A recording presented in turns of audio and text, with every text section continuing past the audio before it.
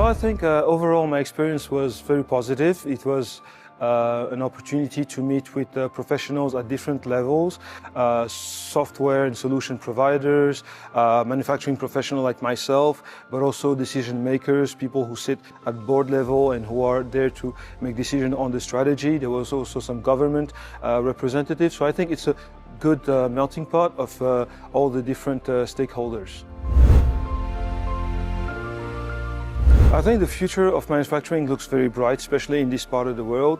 And one of the major trends is the smart factories or smart manufacturing, where AI is going to be central to utilizing all the data that is collected in order to have autonomous plants running by themselves. And it's quite critical when you have countries that are in need of labor-intensive manufacturing systems and have the opportunity to shift it to a higher level where their workforce can focus on more elaborate engineering solutions and let the labor-intensive work being done by robots, and also using the AI and the data to shape and plan their manufacturing processes in a way to become more efficient, more sustainable. So I think the trend nowadays is all about eliminating waste, being more cost-effective, being more sustainable, and definitely I think manufacturing 5.0 and all this technology we spoke about during this discussion are there to contribute.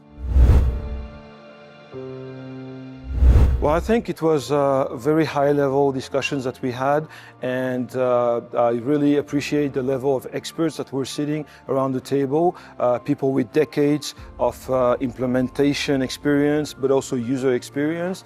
And I think we were able to nail down the main challenges and go through the different options in terms of solutions that are lay ahead of us. But also, most importantly, we were able to come together on a common agreement of how and what technology's role should be in our manufacturing plants, right? Not competing with human, not competing with our labor force, but more as a complementary tool that will enable our manufacturing to be more efficient, but also that will bring our capabilities and capacities to a higher level that can cover the needs of our population. So I think it's really important for us to have this common ground of understanding of where technology starts and where human activity should also end, and how they can contribute to one another.